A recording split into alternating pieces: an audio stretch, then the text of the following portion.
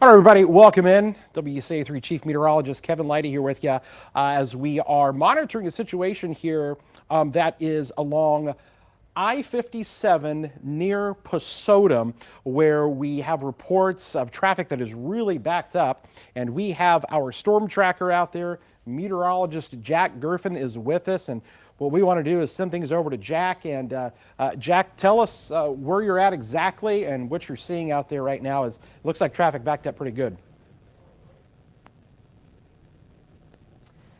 That's correct, Kevin. Yep, I'm in the StormTracker. I'm on I-57 South. I'm heading towards Pesotum. And one of the things I'm noticing still, just like I have encountered so far, has been the fact that we have just very, very wet pavement. We've got wet pavement, and before I came upon the slowdown here, traffic was proceeding just as normal. What I can tell you, though, is that we have a combination of the road salt and the spray hitting the windshield, but there's also, too, there's actually also, we do have some drizzle out here too. So the drizzle is falling, and that is probably icing up as it does so, since on my thermometer here, I've got us coming in at around 28 degrees. So we are a little bit below freezing, so that might be causing some of the icing up issues here too. We also obviously have been talking about the fact that the snow came down at a pretty decent clip. The snowfall rate was not as high as what we saw with the previous two systems of February so far, but it did come at a critical time right before the evening commute, and so because of that, that probably did overload some of the roads there and was not able to be cleared out as quickly as the crews would probably like, even though they do their best that they can. But we are just really crawling right now. There's very few cars that are in the right lane or in the left lane, because the police did divert us into that one, and I have seen at times, even with people going pretty slow, I have seen them slipping around quite a bit too. So we've just been driving very slowly, very carefully here along 57 with everybody else. I have not come upon that accident yet, but I do see some flashing lights up in the distance here. And right now, if you're familiar with the area, I'm approaching the rest stop. So the rest stop is going to be on my right, and that should be here fairly soon. I'm within a quarter mile of the actual entrance itself. We got some of these people here that are in the left lane trying to get back over after realizing that they shouldn't have done that. But I've not come across the accident just yet. But from what you guys were saying, Kevin and Jacob, was that we've got some spots where it's two jackknife semis, I believe. So we'll be coming upon that here. We've got cars kind of changing lanes a bit right now in front of me. Not really sure exactly what's going on. I think there's a pickup truck that's driving down the middle line here just to prevent people from trying to pass. I think that's what's going on here with that. I can't hear you guys. I'm going to just keep on going here just to make sure that that's okay. Yeah.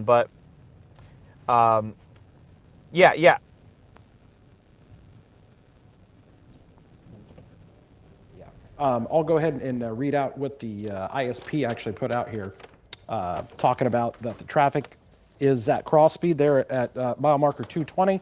Traffic is able to get by on the shoulder, but both lanes southbound are currently blocked. Two truck tractor semi-trailers have jackknifed at that location, causing major delays. Anticipated traffic issues at this location is actually over the next 2 hours, so there could be an issue there. You can see, Jack, there's the rest area, as he was just talking about, that is on his right as he travels down I-57 there, and so he has got obviously a lot of semis that are pulling off there to the side, but according to it, Illinois State Police has told us here that two jackknife semis there blocking both of the southbound lanes, so you're having to get all of the traffic over basically onto the shoulder, And so everybody's trying to merge here. So you've got the people here in this left lane that, you know, we're thinking, hey, I'm going to be able to speed by all this and then, you know, kind of merge over there. And so like this guy right here, that, you know, I think is trying to get in front. And so there comes, you know, there's Jack letting him in there. And so everybody obviously needs to be in the right lane. If you're watching this and you're on 57 right now, and get in the right lane there, because they're going to put you onto the shoulder here before too long and send you over there. And so, Jack, you're passing the rest area right now, and you're going to be coming up upon the accident here pretty soon. Yeah, that's what I was kind of thinking. Just because the fact that it looks like traffic kind of thins out a little bit ahead of me here, way off in the distance that I can see. But I can see behind me, and I'll switch my camera behind me. You've got a lot of trucks that are now bailing to the rest stop. We've got a little bit of some. It should be coming up right behind the this Acura here, this RDX in front of me. We've got some of the lights that they've put up on the left lane. So they're not the flares, they're the actual lights. You can kind of see those there. And so that is definitely pushing people off. Then we've got some flares pushing, again, people into the right lane, because eventually, like you said, Kevin, we're going to be pushed off even farther into the shoulder. But there's definitely been a good police presence out here. I can say that even before the slowdown even happened, they were police cars that had the yellow bars like that where it goes across, indicating you need to get into the right lane well before the actual slowdown. So this was, even though I knew about it coming up on it, this would have been well anticipated for just anybody else driving. So they really have done a good job controlling the flow of traffic as best they can, even though, like you're saying, that we've got both lanes are blocked by these two jackknife semis. Okay, Jack. So we're watching. Just to recap, like I had said. Oh, yeah, go ahead. Yeah, we're go watching ahead. you come up there. So you were just mentioning how you had the flares there on the side of the road where the police are trying to get everybody over into that right lane there. So you're passing now the on, or that would be the off ramp there off the rest area back onto I-57 now. They're on the right hand side. And so there's that curve. And what a notorious area for accidents to occur on that curve right there. Everybody knows if you drove 57 before what I'm talking about. You're driving just straight for a long period of time, and all of a sudden, oh, we got a curve here. And this has been the area where we've seen just dozens of accidents occur over the course of the last few weeks or so. And that's what's happened here with a couple of those jackknife semis. As you mentioned, and we saw a lot of them pulling over there at the rest area. I will say this, other people are asking about other area roads and whatnot. You were on 74 earlier, and in an area that usually gets a lot there near St. Joe, and it didn't seem like it was too bad yet, but there's still some slick spots out there on the roads, and yeah, it kind of looks slick. We've seen some comments from some people talking about driving on I-72 over near Springfield, being kind of nasty over there, but we are definitely continuing to monitor things here, and you're just coming up on that curve now. So the question is you know, how far along up under that curve before you hit that jackknife semi? And here's the thing: if you got two semis there, and ISP is saying, hey, it's going to take a couple hours to get this back to normal. So you're going to get even more backed up. So if you have, say, family members that work in Champaign and they live down in Tuscola, and you're probably saying, where are they at? This is where they're at, okay? Because they're going to be backed up here in traffic coming from Champaign, southbound here on I-57. And so, Jack, you're coming up on that curve right now, and we'll see what you can see here in just a little bit. Yep. Yeah. Right now, still don't see anything. And like I have said at the beginning of the Facebook Live, you know, at first I thought it was just from the road, but it actually is drizzling out here too, and so that's probably also creating more of an icing threat too. I had, as you know, I've been driving around for a little bit so far today, and really haven't encountered much of a problem.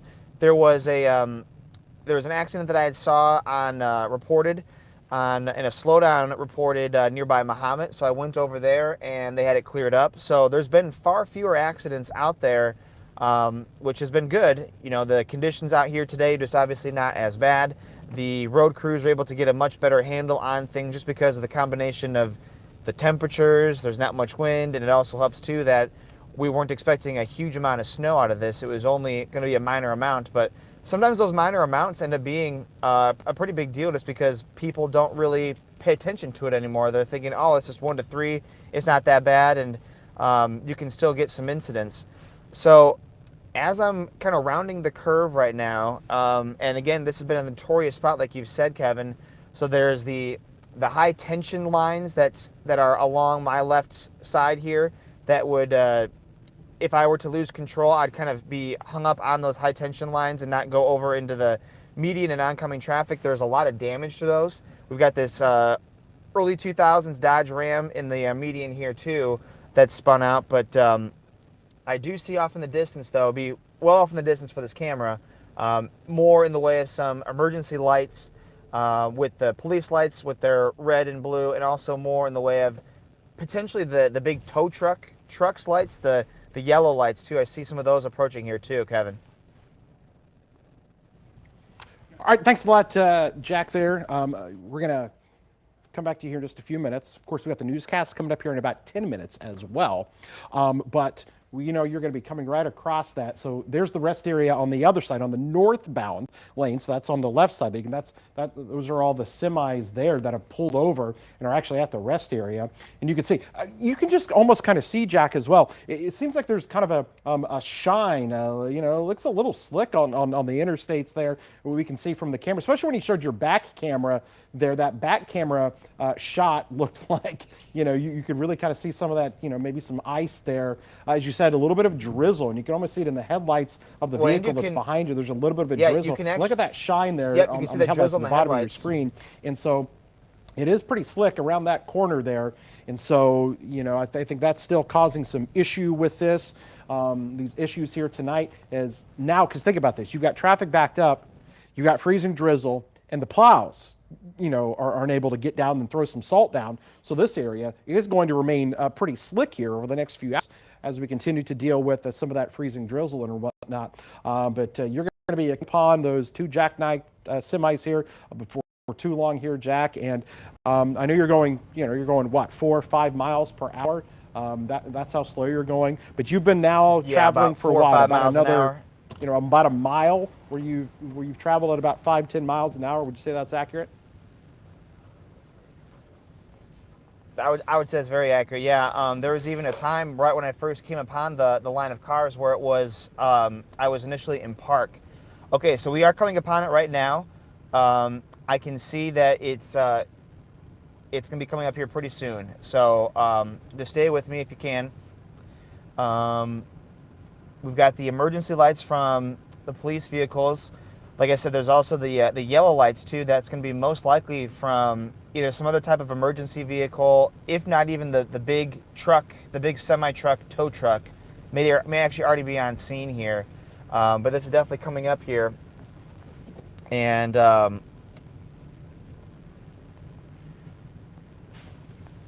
so what we have coming up here is 2 jackknife semis that we are aware of. And we've been dealing with very slow traffic here as we've approached the Pesotum area. I've got the northbound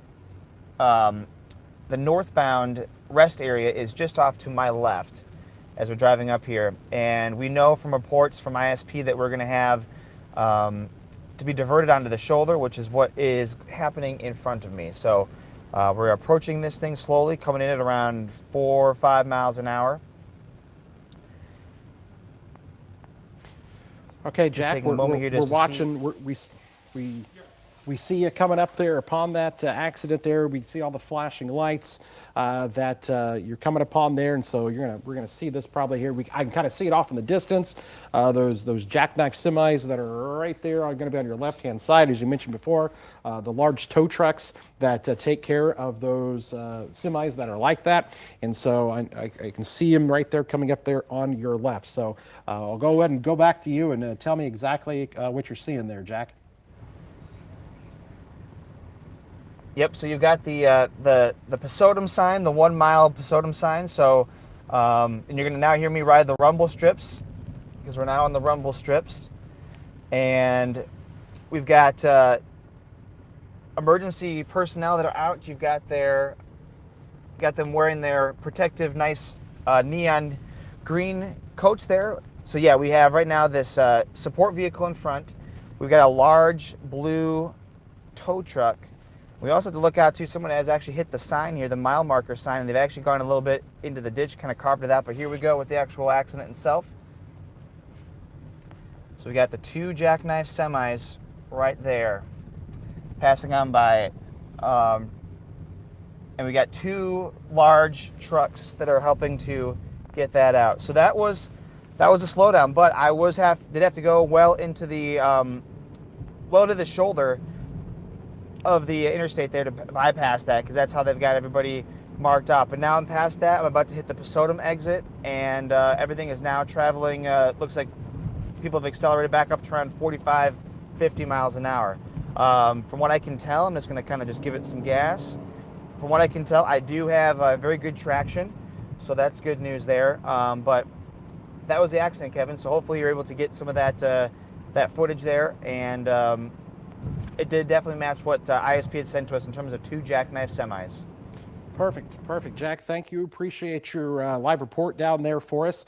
We are getting ready to go to the newscast here in about 5 minutes or so. So we're going to have Jack back on there at 6 o'clock. He's probably going to skirt off at the Pesotum exit there and maybe whip it back around there and head back northbound.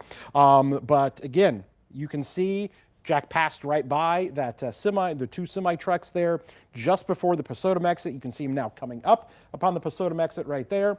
And so we're going to join Jack back again here at the top of the newscast at 6 p.m. So I know you're watching here on the digital streams, but go ahead and then flip back on WCIA and here at 6 o'clock. We'll check back in here with him, see any other road conditions, and have much more here about if any additional roads are being impacted, any other accidents, and if we're talking about more snow here for tonight. Thanks to everybody who joined in here on the broadcast. We'll have another update again on the newscast. We've always got you covered online, WCIA.com, on the weather and news app as well. For now, we're going to wrap up our coverage here online, and we will catch you guys on the newscast.